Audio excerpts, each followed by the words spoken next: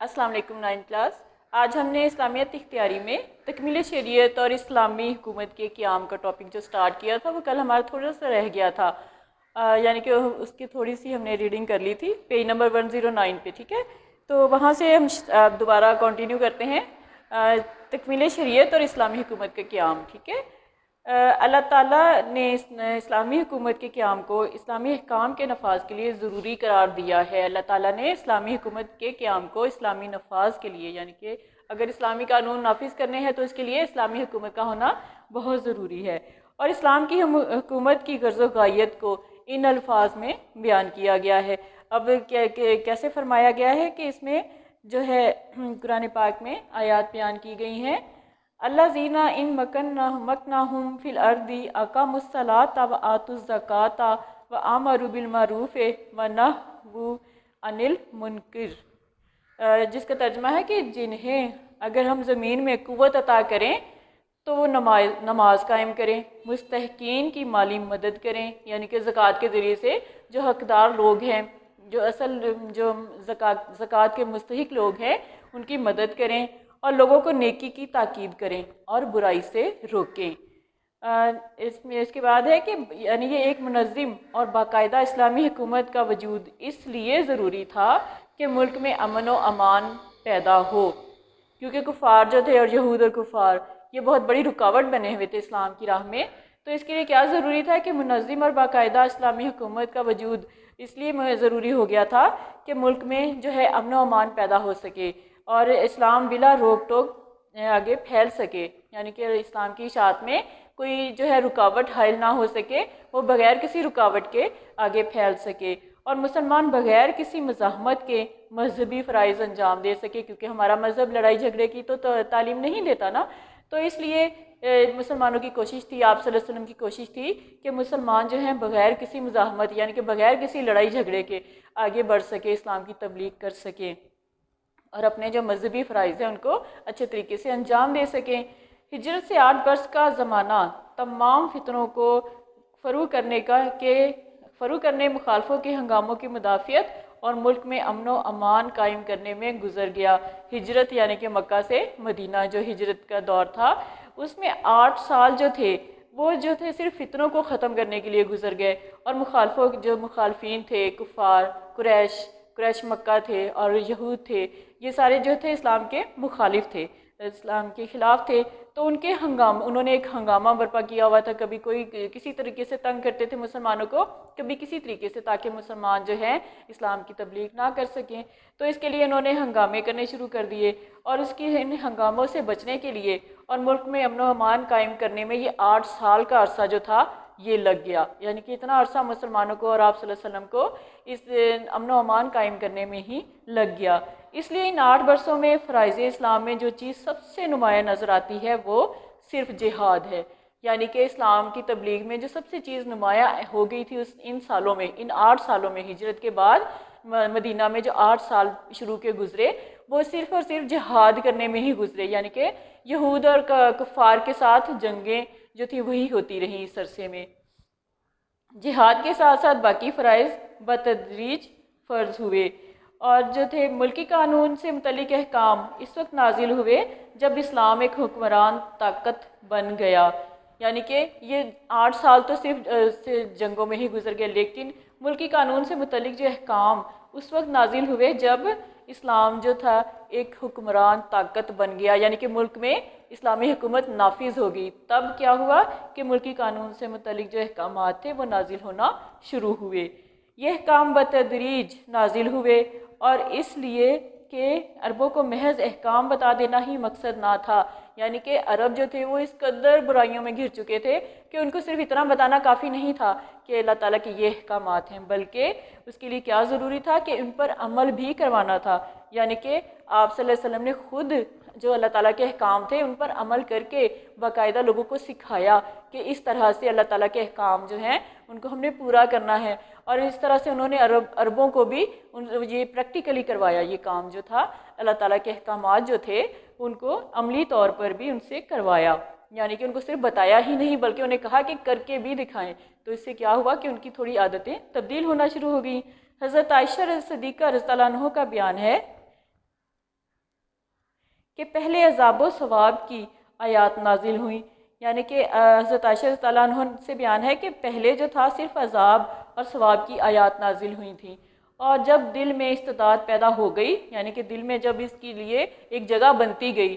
جو ثواب کی اور عذاب کی، ٹھیک ہے، کہ ہم کیا کام کریں گے تو ہمیں اس میں عذاب کا اللہ تعالیٰ ہمیں عذاب دے گا، اور کون سے کاموں کے بعد ہمیں اللہ تعالیٰ اس کا اجر بہتر طریقے سے دے گا۔ تو ان کے بعد جب یہ آیات نازل ہوئیں تو پھر کیا ہوا کہ دلوں میں اس کے لیے جگہ پیدا ہونا شروع ہو گئی، تو احکام نازل ہوئے، پھر اللہ تعالیٰ کے احکامات جو تھے کہ یہ کام کریں، اس طرح کرنا ہے، تو یہ احکامات جو تھے نازل ہوئے، ورنہ اگر پہلے ہی یہ حکم ہوتا کہ شراب نہ پیو تو کون مانتا،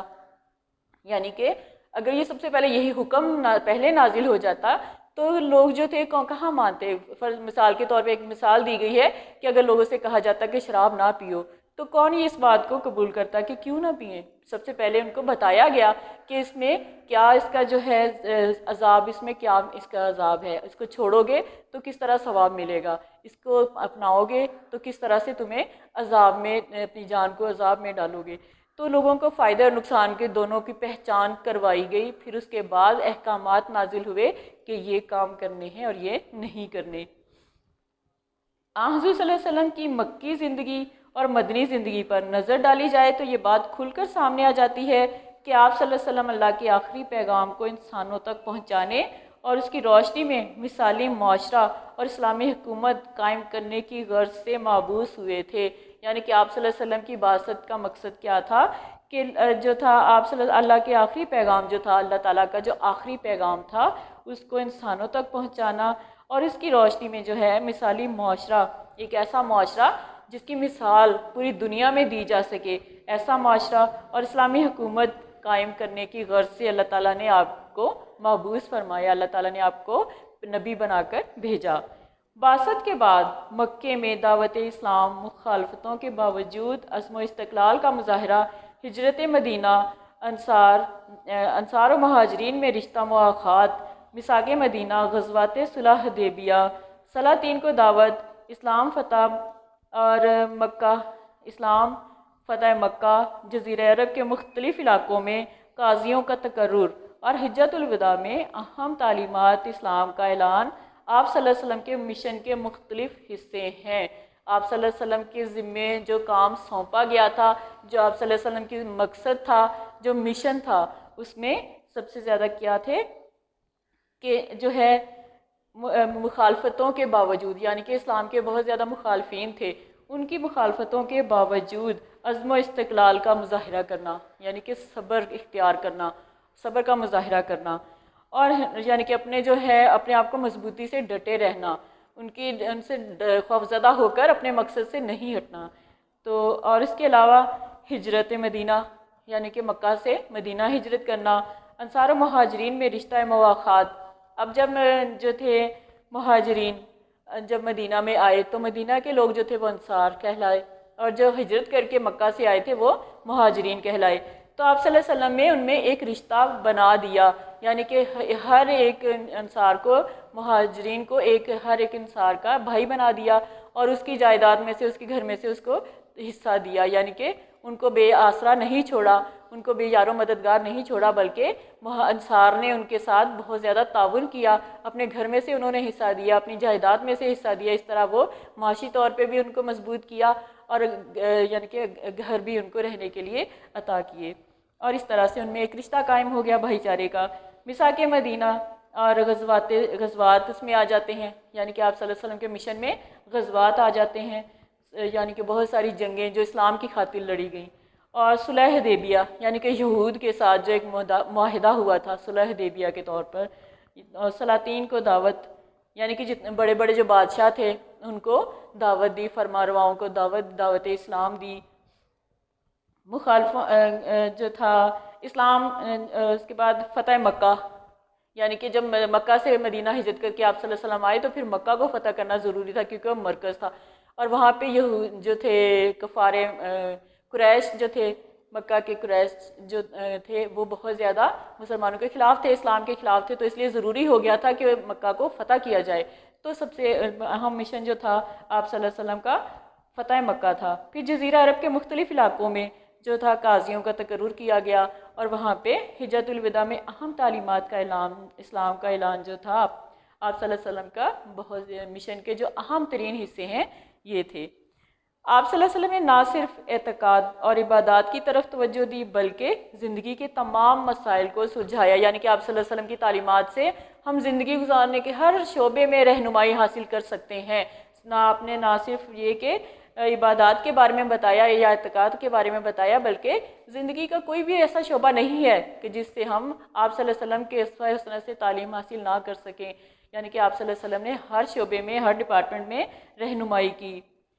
اور معاملات سے ہو یا اخلاق سے، معیشت سے ہو یا سیاست سے، یہاں تک کہ زندگی کا کوئی شعبہ ایسا نہیں کہ جس کے متعلق کتاب و سنت میں تعلیم موجود نہ ہو۔ یعنی کہ آپ صلی اللہ علیہ وسلم کی زندگی کے ذریعے سنت، آپ صلی اللہ علیہ وسلم نے جو طریقے ہمیں بتائے، خود کر کے بتائے، وہ سنت کہلائے، اور کتاب یعنی کہ قرآن پاک میں جو باتیں بتائی گئی ہیں آپ صلی اللہ علیہ وسلم نے ان کو باقاعدہ پریکٹیکلی لوگوں کو سکھایا، بتایا، اور یہ سنت کہلائی۔ تو اس کے لیے اس میں کوئی بھی ایسا شعبہ نہیں ہے کہ جس میں کتاب میں یا پھر آپ صلی اللہ علیہ وسلم کی سنت کے مطابق اس میں کوئی تعلیم موجود نہ ہو، یعنی کہ ہر زندگی کے شعبے کے متعلق تعلیم موجود ہے۔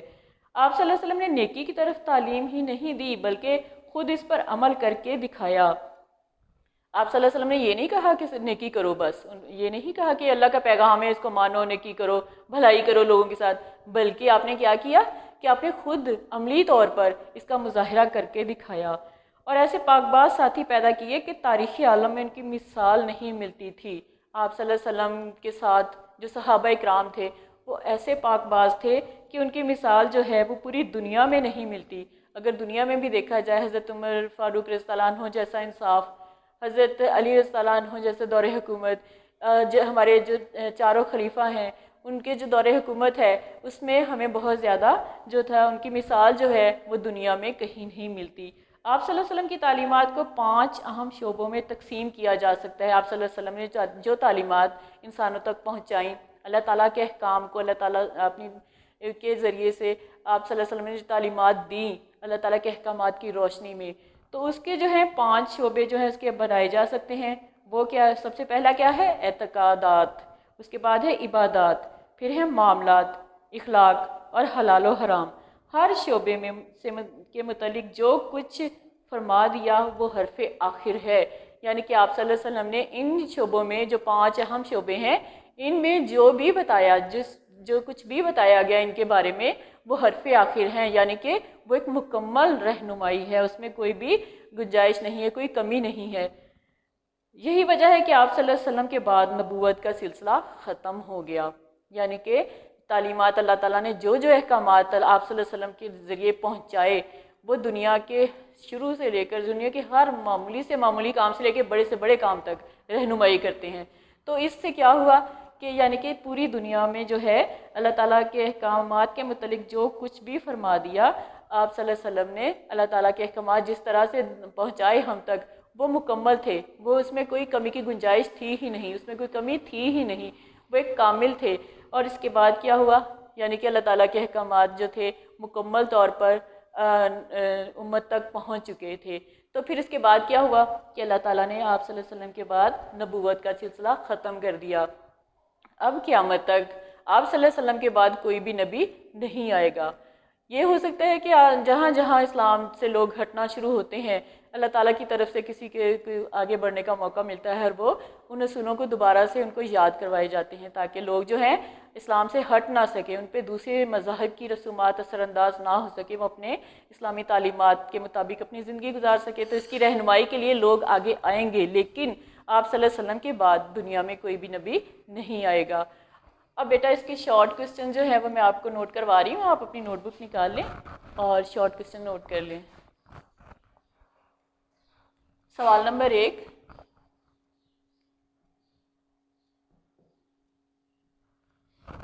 آج ہم نے پیج نمبر 110 کی ریڈنگ کی ہے بیٹا، پیج نمبر 110۔ سوال نمبر 1 نوٹ کریں۔ ہجرت کے 8 سال تک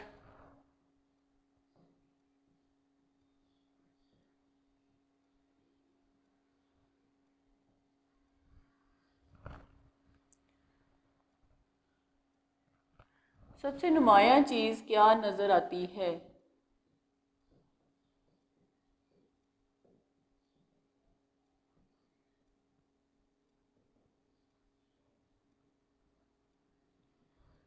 یعنی کہ جب ہجرت کی گئی، مکہ سے مدینہ ہجرت کی گئی، تو ان 8 سالوں میں سب سے اہم چیز جو ہے، سب سے نمایاں چیز جو ہے وہ اس فرائض اسلام میں جو تھی، وہ کیا چیز نمایاں تھی؟ یعنی کہ کیونکہ مخالفین بہت زیادہ تھے، تو اس وجہ سے ان کے ساتھ جہاد جو تھا وہی اسی میں جو تھا یہ عرصہ گزرتا رہا۔ تو اس کا بیٹا یہاں سے نوٹ کریں پیج نمبر 110 پر، سیکنڈ پیراگراف، ہجرت سے 8 برس کا تمام زمانہ یہاں سے لے کر اور صرف جہاد ہے، یہاں تک کوشچن نمبر 1 کا آنسر ہے۔ کوشچن نمبر 2 نوٹ کریں بیٹا،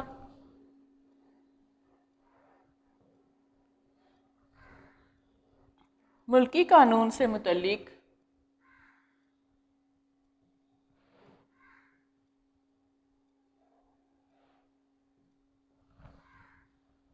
احکام کب نازل ہوئے؟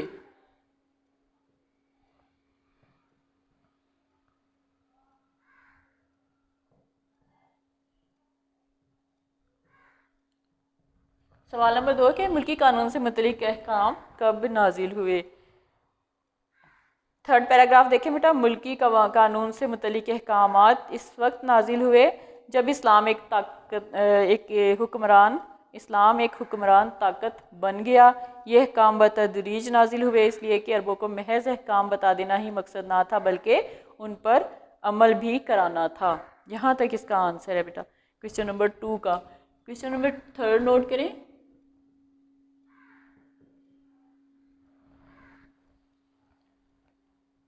آپ صلی اللہ علیہ وسلم کی بعثت کا مقصد کیا ہے؟ بعثت یعنی کہ آپ صلی اللہ علیہ وسلم کو مبعوث کیا گیا تھا آخری نبی کے طور پر، تو اس کا مقصد کیا ہے؟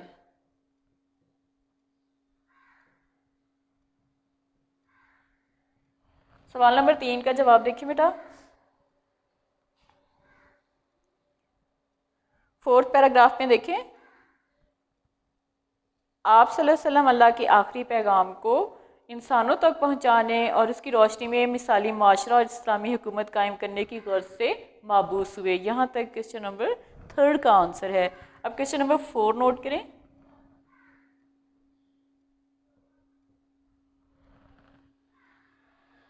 کتاب و سنت میں کس طرح کی تعلیم موجود ہے؟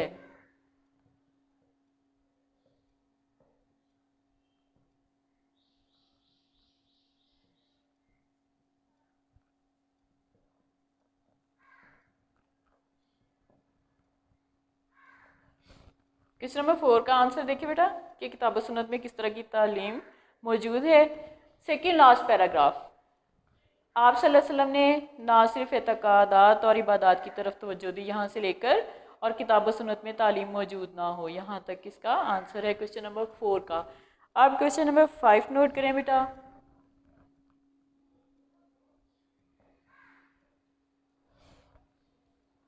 آپ صلی اللہ علیہ وسلم کی تعلیمات کو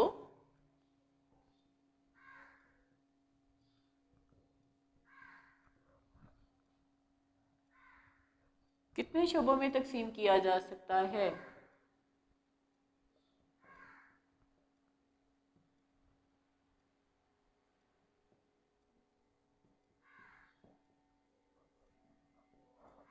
لاسٹ پیراگراف میں بیٹا اس کا آنسر دیکھیں کہ آپ صلی اللہ علیہ وسلم کی جو تعلیمات ہیں ان کو کتنے شعبوں میں تقسیم کیا جا سکتا ہے۔ تو اس میں آپ دیکھیں